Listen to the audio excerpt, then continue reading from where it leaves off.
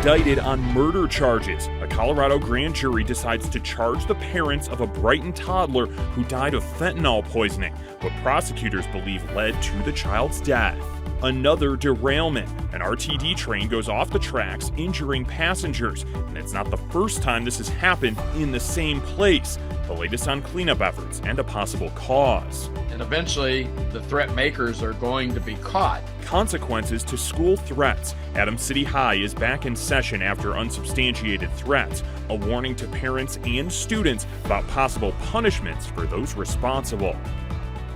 Thanks so much for joining us for Denver 7 News at 11. I'm Jason Grenauer. We begin with breaking news. Denver prosecutors are charging the teen who opened fire near a rec center, hitting another boy nearby as an adult. Here's the new mugshot of 16-year-old Jaleel Mitchell. He's facing 2 counts of attempted murder for the shooting on September 7th, just feet from Denver East High School.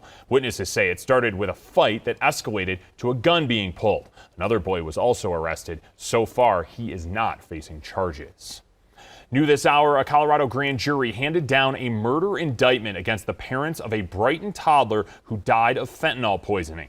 The case involves a 1-year-old girl who died back in late January. Her parents, Alonzo Montoya and Nicole Cassius, were allegedly taking part in a drug trafficking ring before, during, and after the child's death. And we're on jury watch in the case of Michael Close. Deliberations resumed this morning. Close is charged with killing Isabella Thales while she was walking her dog near Coors Field in 2020.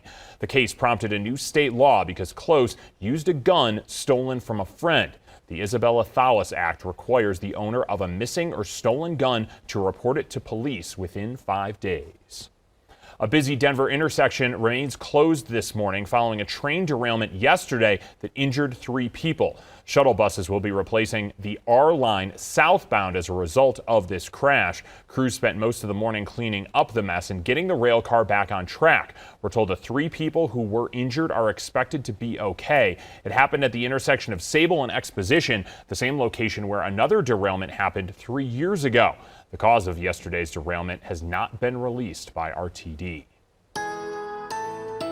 It is a welcome sight for many, cooler temps and, yes, some wet weather to go along with it. Here's a live look at our mile-high camera over the downtown area. Denver 7 meteorologist Lisa Hidalgo joins us now with when the sunshine returns, Lisa. I was getting used to these clouds. I know. A nice change for us, that's for sure. Very fall-like and good timing. Fall officially starts at 7:03 tonight. We do have quite a bit of cloud cover here along the Front Range and more wet weather streaming in from the southwest, picking up some good showers down and through the San Juans. And we'll see, it looks like another chance for a few light showers here through early afternoon. Skies will then clear out, and it looks like by this afternoon we're going to see more sunshine working in. Right now, though, 40s and 50s, still a pretty chilly start to our day.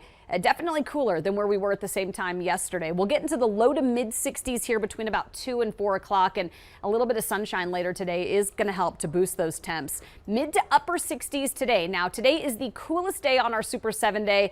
It gets a lot warmer. In fact, for the first week of fall, Jason, it's going to feel a little more like summer. I'll show you that coming up in a few minutes. All right, Lisa, thank you. Students are back in the classroom at Adams City High after classes were canceled yesterday because of a social media threat. Police determined it was not credible. So far, no one is in custody. School leaders say they are working with local and federal agencies to prosecute those involved to the fullest extent of the law. The consequences for students making false threats include possible suspension, expulsion, and criminal prosecution. The good news is law enforcement is much more adept at tracking down those digital footprints, and eventually the threat makers are going to be caught. They're going to get a ton of consequences, including suspension, expulsion from school if they're students, and criminal prosecution with demands for restitution for all of the costs involved with law enforcement and school officials having to ramp up security and respond to these threats. Now, we looked up the criminal penalty for the most serious charge in cases like this. People who make threats could be sentenced to 18 months in state prison if they are convicted. Advocates for the homeless are taking aim at Denver city leaders for allowing the unhoused to be, in their words, harassed, bullied, and assaulted. Lawyers sent a letter to the mayor and city council this week alleging dozens of instances where Denver leaders were in violation of a legal agreement for failing to give notice of impending homeless sweeps. These things are, they're not just illegal, but they're intolerable in a humane society.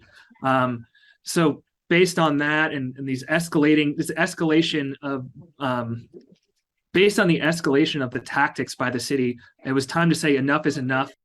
That same attorney says Denver will face a lawsuit if things don't change. We asked the mayor about that on Denver 7 News on Local 3 today.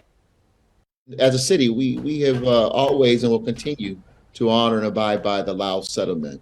What may be happening, of course, is we're enforcing other ordinances that we have a duty to enforce, unlawful camping, trespassing, and we will always move in to address issues that might present safety and public safety hazards, environmental hazards to our community.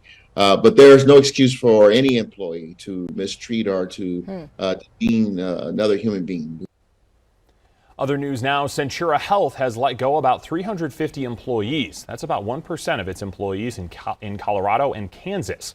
Most of the affected employees didn't care for patients directly. Some will be able to transition to other positions. Others will receive severance pay and help finding a new job. In a statement, Centura says inflation and the possibility of a recession were the factors.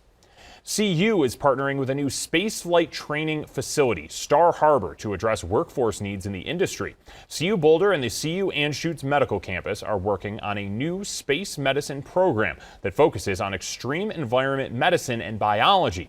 Faculty and students in those programs will work with scientists and researchers at Star Harbor's campus, that's in Lone Tree. There's more trouble for former President Trump after the U.S. Attorney's Office files a lawsuit against him and members of his family. That happened in the state of New York. This is just the latest legal issue that Trump is facing, but the former president dismissing it as another political witch hunt. ABC's Rena Roy reports. Yet another legal challenge for former President Trump. New York Attorney General Letitia James accusing the Trump family of, quote, staggering fraud, suing Trump and his 3 eldest children for $250 million. There's no question the details here are damning. When you read through the 220-page document, it's not a good look for Donald Trump. The lawsuit says for 20 years, Trump, with the help of Don Jr., Ivanka, and Eric, grossly inflated his net worth by billions of dollars. Claiming you have money that you do not have does not amount to the art of the deal. It's the art of the steal. James accusing the Trumps and 2 corporate executives of preparing hundreds of fraudulent and misleading financial statements that overstated the value of nearly every property they own, including golf courses, hotels, Trump's own apartment in Trump Tower, and his current home, Mar-a-Lago. The lawsuit says Mar-a-Lago is worth $75 million, but Trump valued it at $739 million based on development potential that doesn't exist. James says Trump deceived banks into lending him money on more favorable terms than he deserved. It is a tale of 2 justice systems, one for everyday working people and one for the elite, the rich and the powerful. The former president denying those claims in an interview on Fox News. This was just a continuation of a witch hunt that began when I came down the escalator at Trump Tower. James is hoping to permanently bar the Trumps from running businesses in New York. The Trump Organization is vowing to fight back, calling the suit unethical, political harassment, and an abuse of power. Rena Roy, ABC News, New York. Vehicle thefts here in Colorado just keep going up. We told you earlier this month that Denver's airport had the highest motor vehicle theft rate in the state. The National Insurance Crime Bureau says car thefts in Colorado went up more than 32% last year when compared to 2020, giving us the worst theft rate in the country. Catalytic converter theft and carjackings are also up. So how do you protect yourself? Well, we all know to roll up our windows, lock our doors, but here are 2 more things to consider. Protecting your house from thieves. Take your garage door opener with you and make sure your address isn't on the registration slip that you keep in your glove box. And if you're wondering what types of vehicles are targeted the most, well, here in our state, the top 2 vehicles are full-size pickup trucks, Fords and Chevys. GMCs and Dodge trucks are also in the top 10. Number 3 and 4 are Hondas, the Civic and the Accord, followed by the Hyundai Sonata. And by the way, thieves aren't targeting the newest vehicles. Typically, the most stolen models are 5 to 23 years old. Well, one thing we learned during the pandemic is sometimes it's easier to see a doctor on a video visit. And a new study shows that telemedicine is pretty accurate. They followed 2,400 people who did a telemedicine consultation, followed by an in-person visit for the same problem within 90 days. The diagnosis in the video visit matched the in-person diagnosis in 87% of cases. One local doctor says it's good for reviewing tests, talking about medications, and for mental health. I think it makes people who may have behavioral health issues a lot more comfortable jumping on a televisit to talk about things rather than come in and sit in a waiting room and spend a half a day to talk to the doctor about something that can be quickly addressed with a televisit. However, Dr. Scott Joy says it's not great for acute visits like abdominal pain or ear pain because doctors typically need to see you in person in order to do an exam.